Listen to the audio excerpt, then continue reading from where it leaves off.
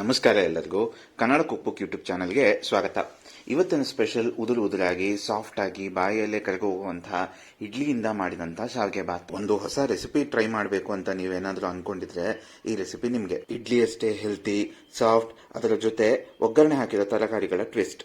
ಮತ್ತೆ ಆಗ್ತಾಡ, let start. ಮೊದಲಿಗೆ ಬಿಸಿ ಬಿಸಿ ಇಡ್ಲಿಯನ್ನ ಮಾಡ್ಕೊಳ್ಳೋಣ. ಇದಕ್ಕೆ ಮೊದಲಿಗೆ ಹುದುಗಿದ ಹಿಟ್ಟಿಗೆ 1 ಟೇಬಲ್ ಸ್ಪೂನ್ ಉಪ್ಪನ್ನ ಸೇರಿಸ್ಕೊಂಡು ಕಲಸ್ಕೊಳ್ಬೇಕು. ಹೆಚ್ಚಾಗಿ ಕಲಸ್ಕೊಳಕ್ ಹೋಗ್ಬೇಡಿ.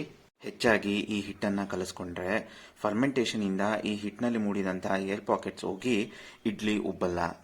ಈಗ ಇಡ್ಲಿಯನ್ನು ಮಾಡ್ಕೊಳ್ಳೋದಕ್ಕೆ ಇಡ್ಲಿ ಮೋಲ್ಡ್ಗಳನ್ನ ಗ್ರೀಸ್ ಮಾಡಿಕೊಂಡು ಆ ಮೋಲ್ಡ್ಗಳು ಮುಕ್ಕಾಲು ಭಾಗ ತುಂಬೋ ಹಾಗೆ ಈ ಇಡ್ಲಿ ಹಿಟ್ಟನ್ನ ಎಲ್ಲಾ ಮೋಲ್ಡಿಗೂ ತುಂಬಿಕೊಳ್ಳೋಣ.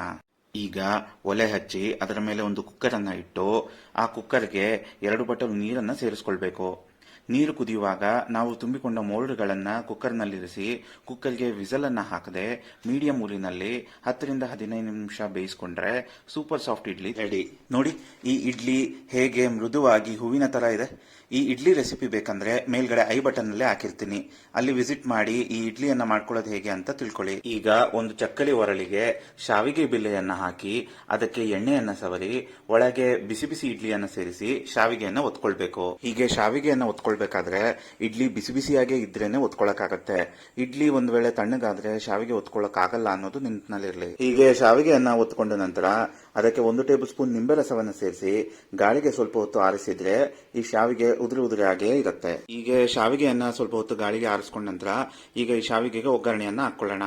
ಅದಕ್ಕೆ ಬೇಕಾಗಿರುವ ಸಾಮಗ್ರಿಗಳು: 1 ದೊಡ್ಡ ಗಾತ್ರದ ಈರುಳ್ಳಿ ಸಣ್ಣಗೆ ಹೆಚ್ಚಿದ್ದು, 3 ಹಸಿಮೆಣಸಿನಕಾಯಿ ಹೆಚ್ಚಿಟ್ಟಿದ್ದು, 1 ಟೇಬಲ್ ಸ್ಪೂನ್ ಸಾಸಿವೆ, 1 ಹಿಡಿ ಕರಿಬೇವು, 1/4 ಟೀ ಸ್ಪೂನ್ ಅರಿಶಿನ, 2 ಟೇಬಲ್ ಸ್ಪೂನ್ ಅಡುಗೆ ಎಣ್ಣೆ, ಅರ್ಧ ಕಪ್ ಕಾಯಿ ತುರಿ, 1 ಹಿಡಿ ಕೊತ್ತಂಬರಿ ಸೊಪ್ಪು, 1 ಟೇಬಲ್ ಸ್ಪೂನ್ ಉಪ್ಪು, 1 ಟೀ ಸ್ಪೂನ್ ಉದ್ದಿನ ಬೇಳೆ, 1 ಕಪ್ ಸಣ್ಣಗೆ ಹೆಚ್ಚಿದ ಕ್ಯಾರೆಟ್, ಬೀನ್ಸ್ ಹಾಗೂ ನೂಲ್ಕೋಸ್, ಒತ್ತಿಕೊಂಡ ಶಾವಿಗೆ. ಈಗ ಈ ಶಾವಿಗೆಗೆ ಒಗ್ಗರಣೆಯನ್ನು ಹಾಕೊಳ್ಳೋದಕ್ಕೆ ಮೊದಲು ಒಲೆ ಹಚ್ಚಿ ಅದರ ಮೇಲೆ ಒಂದು ದಪ್ಪತಳದ ಬಾಣಲೆಯನ್ನಿಟ್ಟು ಬಾಣಲೆ ಬಿಸಿಯಾದ ನಂತರ ಅದಕ್ಕೆ 2 ಟೇಬಲ್ ಸ್ಪೂನ್ ಅಡುಗೆ ಎಣ್ಣೆಯನ್ನು ಸೇರಿಸಿ ಅಡುಗೆ ಎಣ್ಣೆ ಬಿಸಿಯಾದ ನಂತರ ಅದಕ್ಕೆ ಸಾಸಿವೆಯನ್ನು ಸೇರಿಸ್ಕೊಳ್ಳೋಣ. ಸಾಸಿವೆ ಜೊತೆ ಕರಿಬೇವನ್ನ ಸೇರಿಸ್ಕೊಂಡು ಕರಿಬೇವು ಗರಿಗರಿ ಆಗೋವರೆಗೂ ಹುರಿದುಕೊಳ್ಬೇಕಾಗತ್ತೆ. ಈಗ ಬಾಣಲೆಗೆ ಹಸಿಮೆಣಸಿನಕಾಯನ್ನ ಸೇರಿಸ್ಕೊಂಡು ಸ್ವಲ್ಪ ಹೊತ್ತು ಬಾಡಿಸ್ಕೊಳ್ಳೋಣ. ಹೀಗೆ ಹಸಿಮೆಣಸಿನಕಾಯನ್ನ ಬಾಡಿಸ್ಕೊಂಡ ನಂತರ ಬಾಣಲೆಗೆ ಹೆಚ್ಚಿಟ್ಟುಕೊಂಡ ಈರುಳ್ಳಿಯನ್ನ ಸೇರಿಸ್ಕೊಂಡು ಈರುಳ್ಳಿ ಕಂದು ಬಣ್ಣ ಬರುವವರೆಗೂ ಹುರಿದುಕೊಳ್ಬೇಕಾಗತ್ತೆ. ಹೀಗೆ ಈರುಳ್ಳಿಯನ್ನ ಹುರಿದುಕೊಂಡ ನಂತರ ಬಾಣಲೆಗೆ ಹೆಚ್ಚಿಟ್ಟುಕೊಂಡ ಕ್ಯಾರೆಟ್, ಬೀನ್ಸ್ ಹಾಗೂ ನೂಲ್ಕೋಸನ್ನ ಸೇರಿಸ್ಕೊಂಡು ಇವೆಲ್ಲವೂ ವೇಗವಾಗಿ ಬೇಯೋದಕ್ಕೆ ಸ್ವಲ್ಪ ಉಪ್ಪು ಹಾಗೂ ಅರಿಶಿಣವನ್ನು ಸೇರಿಸ್ಕೊಂಡು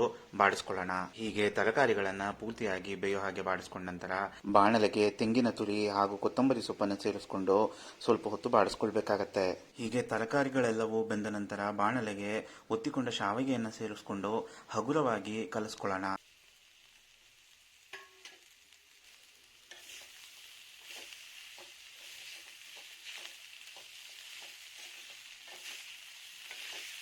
ಇನ್ನೇನು, ಇಷ್ಟು ಮಾಡ್ಕೊಂಡ್ರೆ ರುಚಿಯಾದ ಇಡ್ಲಿಯಿಂದ ಮಾಡಿದ ಶಾವಿಗೆ ಬಾತ್ ತಿನ್ನಲು ರೆಡಿ. ನೋಡಿ, ಈ ಶಾವಿಗೆ ಬಾತ್ ಇಡ್ಲಿಯಿಂದ ಮಾಡಿದ್ರೇನು ಎಷ್ಟು ಉದುರಾಗಿದೆ. ತಿನ್ನೋದಿಕ್ಕಂತೂ ತುಂಬಾನೇ ರುಚಿಯಾಗಿತ್ತು ಈ ಶಾವಿಗೆ ಬಾತ್. ಈ ರೆಸಿಪಿ ನಿಮ್ಗೆ ಇಷ್ಟ ಆಯ್ತಾ? ಈ ವಿಡಿಯೋವನ್ನ ಲೈಕ್ ಮಾಡಿ, ಕಮೆಂಟ್ ಮಾಡಿ ಮತ್ತು ಕನ್ನಡ ಕುಕ್ಬುಕ್ ಯೂಟ್ಯೂಬ್ ಚಾನಲ್ ಅನ್ನ ಸಬ್ಸ್ಕ್ರೈಬ್ ಮಾಡ್ಕೊಳ್ಳಿ. ಪ್ರತಿದಿನ ಇದೇ ತರಹದ ಟೇಸ್ಟಿ ರೆಸಿಪಿಗಳನ್ನ ನಮ್ಮ ಚಾನಲ್ ನಲ್ಲಿ ಶೇರ್ ಮಾಡ್ತಾ ಇರ್ತೇವೆ. ಈ ವಿಡಿಯೋವನ್ನ ನೋಡಿದ್ದಕ್ಕೆ ಧನ್ಯವಾದಗಳು.